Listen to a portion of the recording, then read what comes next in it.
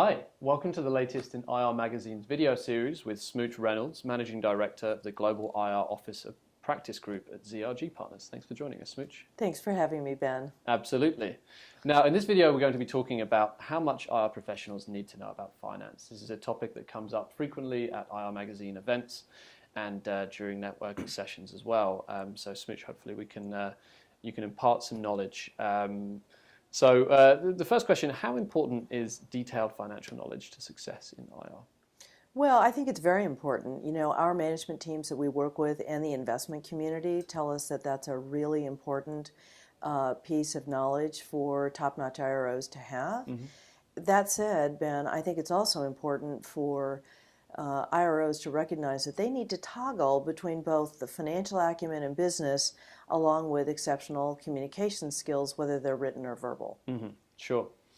Now, if, as an IR professional, if, say, for instance, I don't have extensive financial knowledge, am I at a significant disadvantage? You know, I think disadvantage is a relative term. Mm-hmm. I think the primary goal here is for IROs to really take stock of who they are and what their career journey has been. Sure. I also think they need to be well versed about, their CFO and management team. Mm-hmm. You know, some CFOs have an ego that wants to be the IRO, in which case they don't rely as heavily on the IRO to deal with the investment community.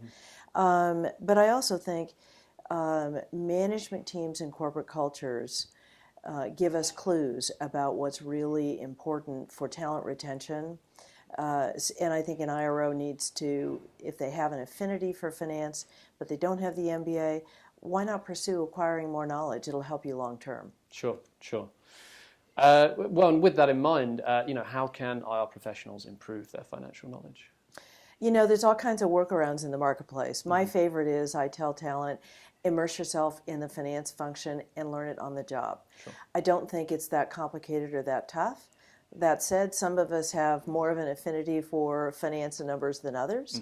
Mm-hmm. But there's executive MBAs, there's universities that offer finance for the IRO. So I think there's a lot of ways to acquire the right content. Sure. Now, what do you as a search consultant and your clients look for when considering candidates to show that they have sufficient financial knowledge? The first thing we look at, Ben, is a person's career track record. Mm-hmm. So if they've been in traditional corporate finance roles, that certainly is a sign to us that they know the basics of finance and maybe more. Sure. I think that if someone's been in public accounting early on in their career, if they've been on a career track to ultimately become a CFO, they might have been a treasurer, they might have been a chief accounting officer. All of those kind of experiences point to us that they have solid footing in that regard. Mm-hmm, mm-hmm. Now, we've seen a range. We were talking earlier about how IR is still a relatively young profession. For instance, next year, NERI celebrates its 50th anniversary. We've seen recently a range of sort of qualifications popping up, whether it's professional accreditations from associations like NERI or sort of university degrees. What do you think about these qualifications? Well, let's tackle the topic of how young this profession is first, because I think it's a good reminder to both management teams and IROs that, 50 years ago, it wasn't even really called IR. Mm-hmm. It might have been in kind of a cloak and dagger way, but it's really been in the last 10 to 15 years that we've had this clear definition of IR emerge. Mm-hmm. And I'll say to you that certainly in the last decade, we have a concrete definition, we know what that role is, and even though it's still evolving, it's not a static function, but pretty much 90% of what an IRO does and is, we know. Sure, excellent. And so, thinking about this range of qualifications that are now available or accreditations, how does an individual prioritize? How do they know what they're looking to do? As we mentioned 10, 15 years ago, a lot of these options didn't exist. Well, there's a couple of things that I think people need to remember. Mm-hmm. There's never been any hard and fast rule that says an MBA is better than a CFA is better than a certification. Sure. And again, I think candidates need to take their own assessment of their careers, their financial acumen, where are the gaps? Mm-hmm. I think people overlook gaps and they need to start filling those in if they really want to be on a success trajectory.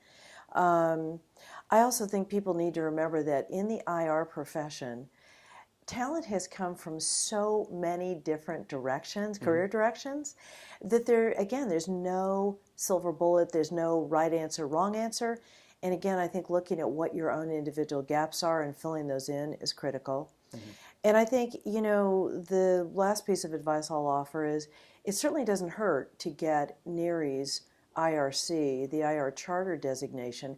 I mean, after all, that's become the profession's own designation and kind of, I won't say stamp of approval, but it certainly declares that that person has the requisite finance and communications experience and knowledge to be top in their field. Sure.